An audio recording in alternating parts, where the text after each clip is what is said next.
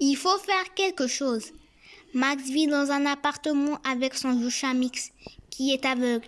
Partant au travail, il doit pour de longues heures laisser son fidèle compagnon. Mais celui-ci n'est pas seul. Il a rencontré depuis peu un ami original, une souris. Max, celle-ci grimpait sur le rebord de la fenêtre. Raconte à Mix ce qu'elle voit dehors. Mix voulut savoir comment était le ciel, et la rue, et l'herbe du jardin. Le ciel est clair, transparent, on ne voit pas un nuage. Dans la rue, il y a beaucoup d'autos et de bicyclettes, de gens qui se saluent, et dans l'herbe, de petites fleurs blanches qui ressemblent à de délicieux flocons de céréales commencent à pousser. Elle lui raconta aussi que les branches des marronniers étaient couvertes de bourgeons qui deviendraient bientôt des feuilles vertes et que, dans le nid de la pie, on apercevait les têtes de 3 oisillons qui, dans quelques semaines, prendraient possession de l'air pour leur premier vol. Les heures de la matinée s'écoulèrent très tranquillement.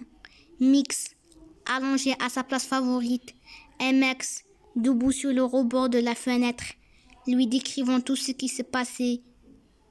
Peu avant midi, un bruit de pas qui s'arrêtait près de la porte fit sursauter les 2 amis. Max avait sans doute oublié quelque chose, se dirent-ils tout d'abord.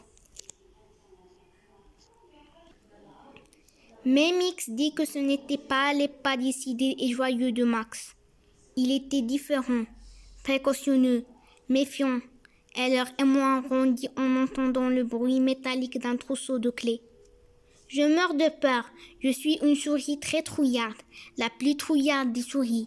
Je te l'ai dit, » cria Max en cherchant refuge entre les pattes de son ami. « Qui que soit, il est en train d'essayer d'ouvrir la porte. Nous devons faire quelque chose. » Max, une fois, j'ai entendu parler de gens qui pénètrent dans les maisons et emportent les choses. On les appelle des voleurs, dit Mix. Parfaitement. C'est un voleur qui veut nous dévaliser. Je meurs de peur. Qu'est-ce que nous pouvons faire, nous, un chat aveugle et une souris trouillarde, dit Max.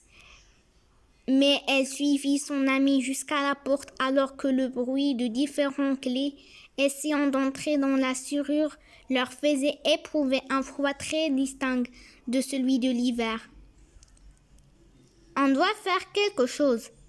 Max, s'écria